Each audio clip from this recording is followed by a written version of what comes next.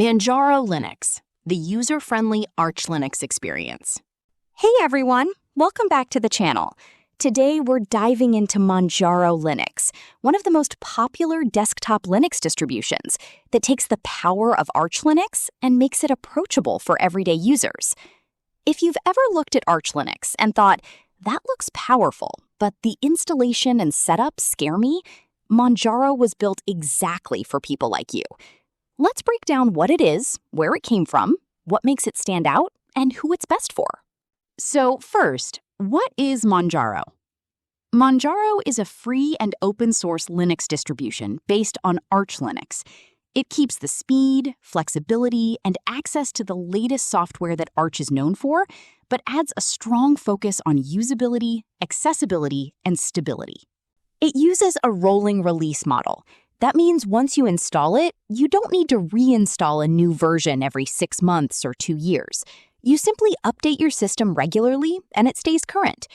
Manjaro makes this process smoother by testing packages before they reach most users. The project started in 2011. The goal was simple: take Arch's strengths and remove the steep learning curve that often turns beginners away. Development is centered mainly in Austria, France, and Germany. Over the years, it has grown into a mature project, backed by Manjaro GmbH and Co. KG, with both community and commercial support options. Now, about the key features that stand out. First, the easy installation. Manjaro ships with the Calamaris graphical installer. You can install it in a straightforward, guided way. No need to manually partition disks or type complex commands, unless you want to. Second is the hardware detection. It includes tools like MHWD, Manjaro Hardware Detection, that help automatically detect and install drivers for graphics cards, printers, and other hardware. This is especially helpful for NVIDIA users and people coming from Windows who just want things to work. Third is the multiple desktop environments. Official editions come with 3 polished choices: Xfce, lightweight and efficient; KDE Plasma, feature-rich and highly customizable; GNOME, modern and streamlined. Community editions expand the options further with Cinnamon, i3, Sway, and others. You can pick the look and feel that matches how you like to work. Fourth is the package management. It uses Pacman under the hood, the same as Arch, plus Pamac, a clean graphical package manager. You also get easy access to the Arch user repository, AUR, Flatpak, and Snap support. This gives you one of the largest software libraries available in the Linux world. Fifth is the staged updates. Manjaro has stable, testing, and unstable branches. Most users stay on stable, where packages are delayed a bit for extra testing. This reduces the chance of update-related issues compared to pure Arch, while still keeping software relatively fresh. Sixth is the multiple kernels. You can install and switch between different Linux kernels easily, including long-term support, LTS versions. This is useful for both new hardware and older machines that need extra stability. So now, how does it compare? Versus pure Arch Linux, Arch gives you maximum control and the absolute latest packages the moment they are ready.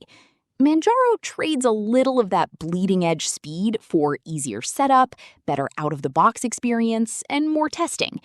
Many people start with Manjaro and later move to Arch if they want full DIY control. Others stay happily on Manjaro for years. Now, versus Ubuntu or Linux Mint, those distributions prioritize long-term stability and a very polished, beginner-friendly experience with fixed release cycles. Manjaro gives you newer software more often and deeper customization potential through the AUR, but it can require a bit more attention after major updates. So now, who is Manjaro Linux for? Manjaro works well for people switching from Windows or Mac OS who want a modern Linux desktop without a huge learning curve, intermediate users who like having the latest applications and drivers, gamers who benefit from up-to-date kernels, graphics drivers, and Proton support, developers and power users who still want a system that just works most of the time. anyone who wants Arch's flexibility without building everything from the ground up. It may not be ideal if you need absolute maximum stability for mission-critical work with zero maintenance, or if you prefer a completely hands-off, fixed-release system. Now, how to get started? You can download official ISOs from the Manjaro website. Choose the desktop environment you prefer, create a bootable USB, and try it live before installing. The documentation and forums are active, and the community is generally helpful. Remember that as a rolling release system, regular updates are important. It's a good habit to check the official announcements before doing big updates, just like many experienced Linux users do.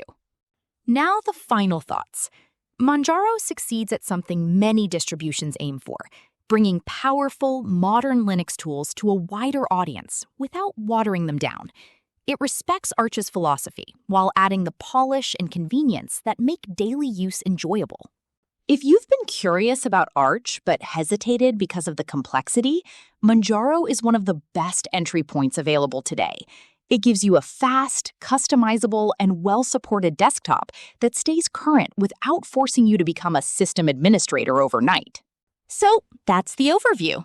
If you found this helpful, let me know in the comments what desktop environment you're most interested in trying, or whether you'd like a follow-up video walking through the installation step by step. Thanks for watching, and I'll see you in the next one.